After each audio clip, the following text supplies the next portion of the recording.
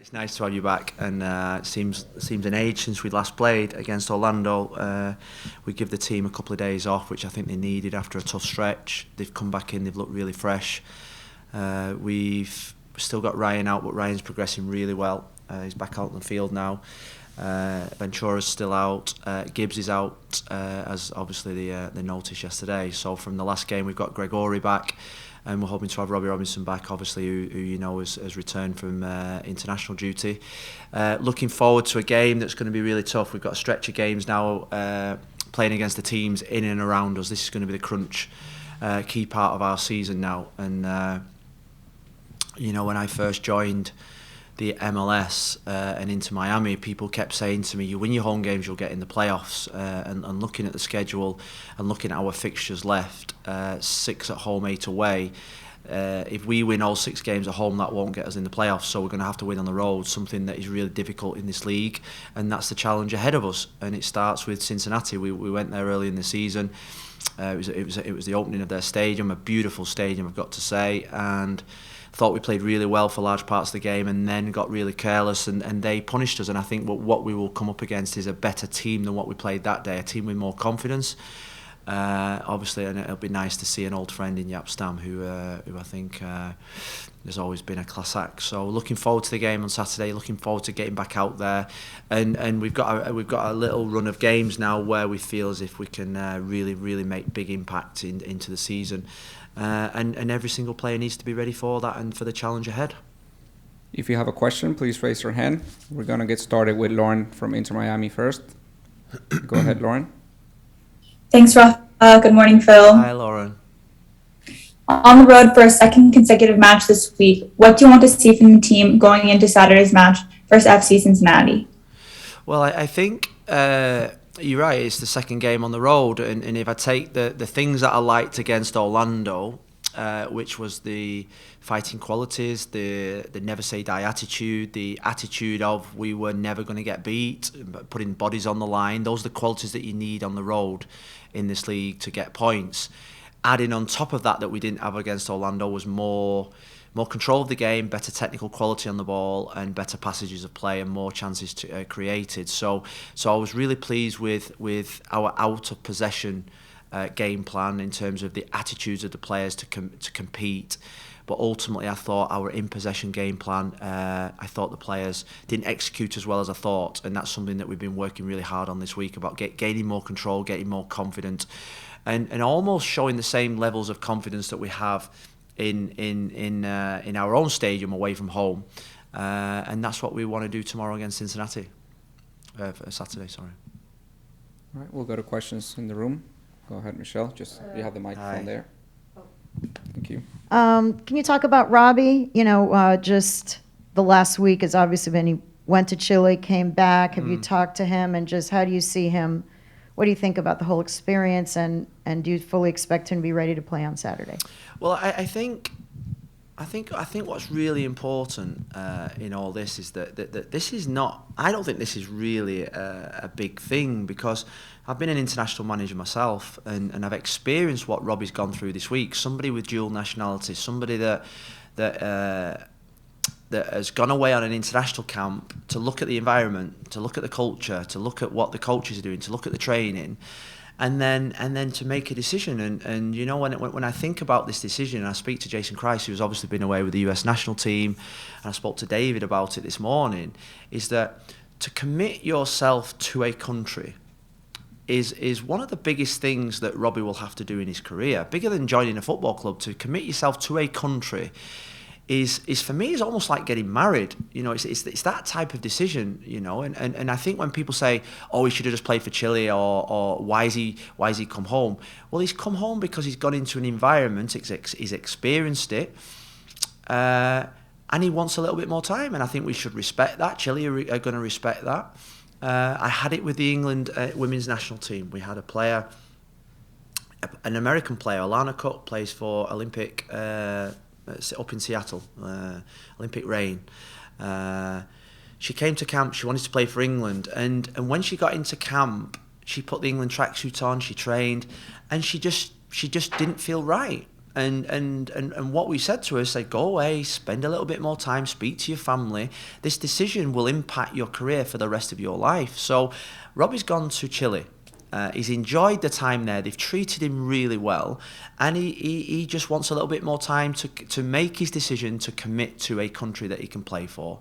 And I think the final say is, I think we should just let a boy who's in his second full season in professional football, allow him time and space to make that decision, because it's not like going into Target and picking an iPhone or a Samsung. It's not as easy as that. This is a big decision, like you do in your life. You get 2 or 3 instances in your life where you've got to make the right decision. You know, to get married, to have children, which country you want to align yourself with. These are big decisions, and what we're going to do now, we're going to support Robbie and help him in making the right decision. But he's young enough, and he's got plenty of time where he's got that time on his side. And I expect him to come back and be ready to take off where he left off against Orlando.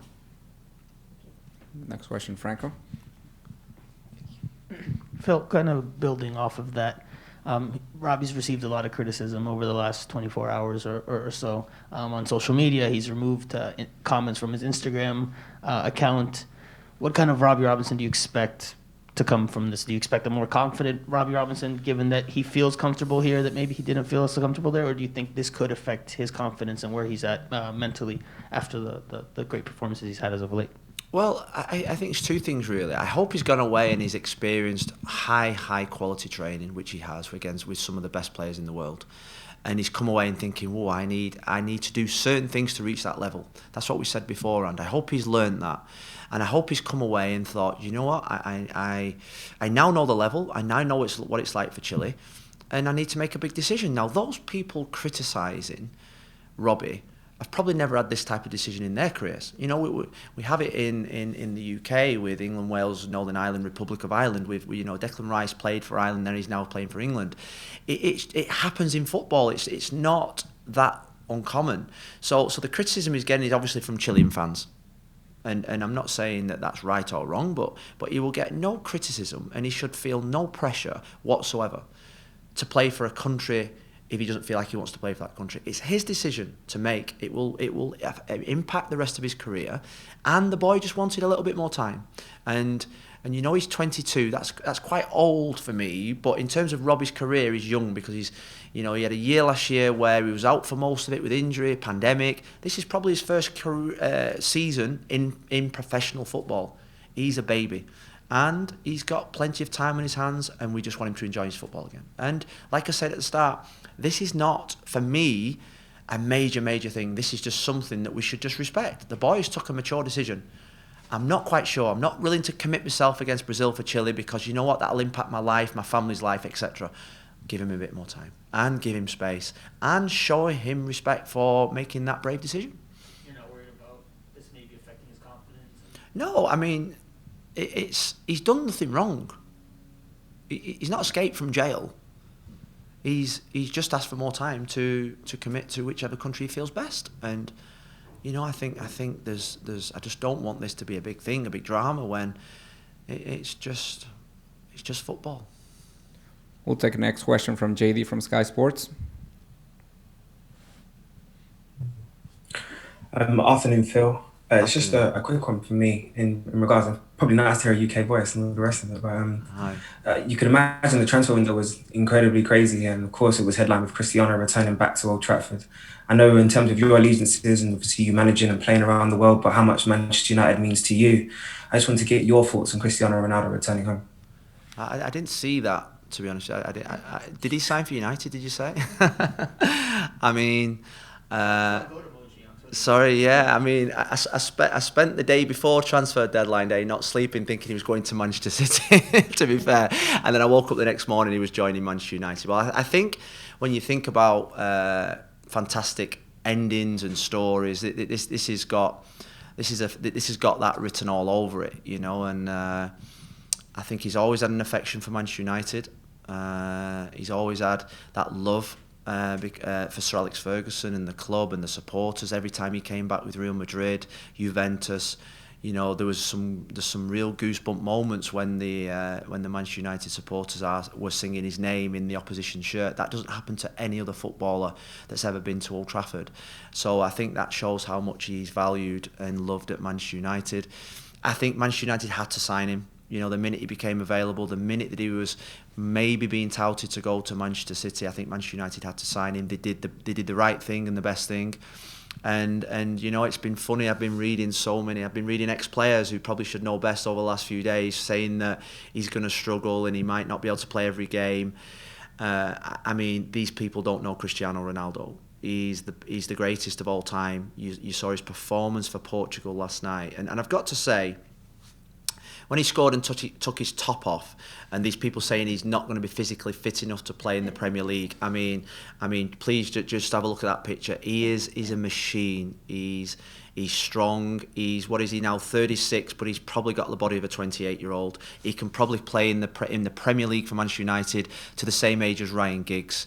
And I just think for that league, it's took the whole league onto another level. And it's a fairy tale story that it's been really, really exciting to watch from afar. We'll go back to Michelle. Switching gears, I want to ask you. Oh, sorry. You asking me about Messi now? Huh? No, not about Messi. Nick Marsman, your goalkeeper. Can you just talk about a little more detail? We talked after the game, the good game he had the other night, but just what has he brought to the team? What attributes do you think he has, and how do you think he's adjusted and helped the team so far? Well, I think what was important about his performance in the last game was we've praised him a lot for the calmness and composure he's given to the team with his feet. But what he showed in the last game is what we believe is one of his strongest qualities, his goalkeeping ability to save shots, save penalties. And he made some incredible saves. And I think it was really important for him to show that side of his game as well. You look back to, his first game was New England at home when we lost. But even watching back that game now, the composure that he gave us in terms of the way that we want to play was incredible. And he's experienced. He is the leader in that back four, back five unit. He talks, he coaches, he manages. He's got great experience of how we want to play. I spoke to him for half an hour yesterday about our build and how we want to build out from the back. And he's got great understanding of what we want. And it's really, really impressive when you're a coach and you have a player on the field that can be an extension of you. And Nick is an extension of me in terms of the way that we want to play out from the back. And we're really pleased with him. And what's been really good is the respect he's got from all the players as well. We'll go to Lauren on the call, and then final question for Franco. Go ahead, Lauren. Thanks, Rafa. The team is coming off a clean sheet last game and match. How has Niko, Figal and the back line really come together in the past couple of matches? Well, I think the change of system has coincided with Leandro and Niko showing their best form. Niko being in that centre position in the back three, he's provided real calmness and composure. He's been disciplined. His technical ability has been really good. His defensive positions to cover for Christian and for Leandro has been really good. It's allowed Christian and Leandro to be really, really forward-thinking. He's a leader within the team, even though he's not the captain. He's Niko Figal. He's one that you think to yourself, when you're selecting a team, he's one of those that, when you're going away from home and the qualities that's needed away from home, he has got a lot of those qualities that you need when you go away from home to win and to be successful. That determination, that character, that dogged street fighter type mentality that I think is really important. And I think what he's done really well over the last 2 months, he's played with real calm and composure, and he's been a real source of calmness at the back, and he's playing, what we said to him 2 months ago, he's play with a smile on your face. Start enjoying your football. He lives, eats, breathes football, and when we lose, he doesn't sleep for 3 days. And we just said, look, there's more to life than football, and don't beat yourself up when something doesn't go not according to how you want, and just start enjoying your football a lot more. And he's playing with that enjoyment and freedom, and the team are benefiting. Last question, Franco. Phil, just wanted to ask you about this news that's come out just in general in world soccer right now. And I think your perspective would be a good one as a club head coach, former national team head coach, with regards to clubs not releasing players, particularly in England and in parts of Europe, not releasing for the window due to the pandemic and COVID cases. What's your stance on it as a club coach, but also a former national team coach that knows the importance of needing players in certain camps? It was for 12 months I was an international manager during the pandemic. It was I actually thought that they should have delayed international football, because I thought the pressures of getting people from one bubble to the next bubble through time zones, through different countries, was logistical nightmare. But it was also a health. I was more worried about the health hazard that was alongside it. So the problem you've got is when you talk about issues like this, is that fundamentally this decision was made to protect the footballer going to countries that have got severe COVID and the new variant cases, meaning that they would protect the footballer, the life of the footballer, the life of the footballer's family, and things like that. So that's what we mustn't forget. And being an international manager is that to get players from 10, 15 different clubs was a disaster. And at the time, I remember speaking to lots of international managers that wanted international football probably put on hold for 12 months and just let people stay in their own bubbles to keep them safe. They then introduced the 3 games in the windows, which made it even more complicated, which meant that you had to name bigger squads instead of 23, 26, 27, 28 player squads, both female and male. And the travel is an absolute disaster. I've not seen my mum for 8 months. She can't come from England to America. So if my mum can't come from England to America, why should you allow a footballer to come from England to America to play a game of football? There's a reason why that's the case. It's because it's not safe. It's to protect people in America and it's to protect people in England. So ultimately, I think it's a real brave decision to make. I understand as a footballer you want to play for your country. That is the one thing that I would say that I feel for the footballers. They want to play for Brazil, Argentina, or Mexico, whatever.